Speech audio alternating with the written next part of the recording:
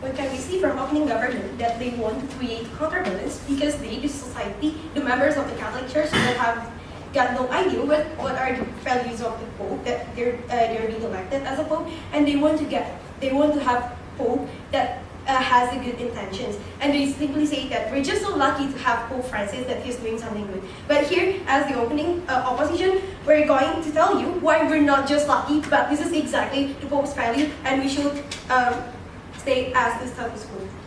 Moving on to my substantive. Firstly, they didn't, when we're going to impeach the Pope through the referendum, the only, if the government only think about that, this will make we get a good Pope that have a good intentions toward the Catholic Church, but they didn't see that if we do this, this will also create the political pressure when they're going to do the papal conclave. Why is it so? Here, if there is this kind of referendum that we're going to have, that we can impeach the Pope here, then there will be a pressure from the society that the Pope needs to fulfill, the society needs, that the Pope needs to fulfill its members' demand, that the Pope needs to please its members, to do something that looks good in its members' eyes, right? But then here, what will happen because of this?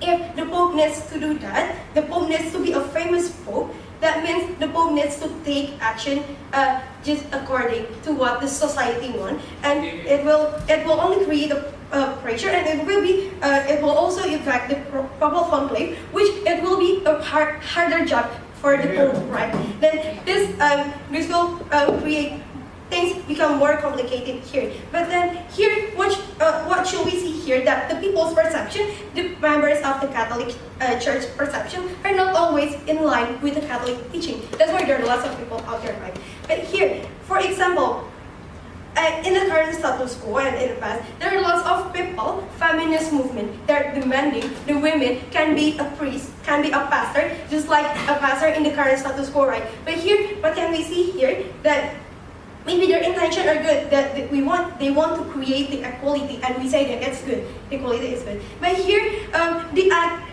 act, so the women to be a priest itself is against the Catholic Church, because what we see as the Catholic Church here, that the priest, that the pastor resembles the Jesus Christ, which is a man. And here, this is what the Catholic doctrine is. This is what one of the Catholic values is. But that if we do this, if the members of the Catholic Church can impeach through a referendum, then this majority people, this feminist movement, they can create this kind of sin only because of the Pope don't allow these women to be a pastor, right? And we say if this happens, if we let this happen, then this will only go against the Catholic doctrines. But then not only that, what should we see here? How is someone going? What process should someone go through before being a Pope?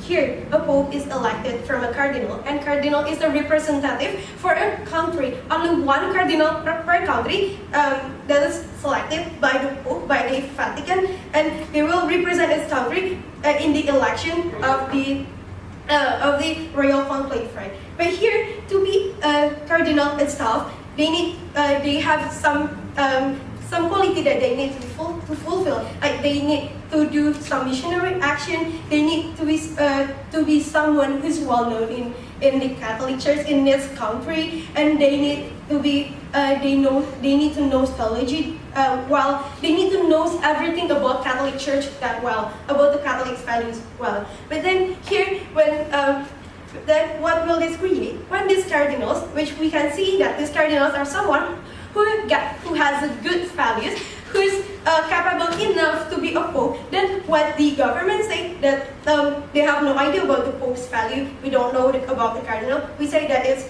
not going to happen. Because at the first place, the cardinal is selected from a good one, from someone who has a good reputation and fulfill the criteria, right? Therefore, when they say that Pope right now have the good intentions, it was just because we're lucky to have a good Pope. We say that this is not going to happen because the Pope will always have the good intention. Because in order to be in a high ranking, in order to be a high bishop, to be a cardinal, in order to be a Pope, as what I've explained before, they need to do lots of things like missionary actions, and they need to fulfill all the criteria. Therefore, we say that they will care with the Catholic Church, and they will have the good intentions toward the Catholic Church. But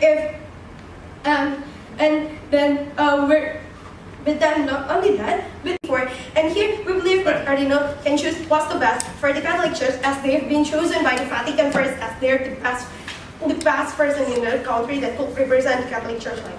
But then here, what will happen? Not only the problem as I've been before, but then here, another example, the Pope, if we let this happen, the Pope needs to side, the popular Pope needs to take sides. As what the government has said before, there's this kind of LGBT or gay marriage problem. Here we can see that the Pope Francis takes action, that he never said that he agrees nor or disagrees with this LGBT, but he said that we need to be inclusive. We need to cater them because they're also part of us, but he didn't clearly say that he's agree or not. He can decide what's good for the Catholic Church. He can take the good step, the good action for the Catholic Church. But here, what will happen if we let this kind of thing happen? We say that taking something that's good for the Catholic Church won't happen anymore, because if this kind of happen, as what they said before, there's 50% of person supporting LGBT and 50% not supporting LGBT.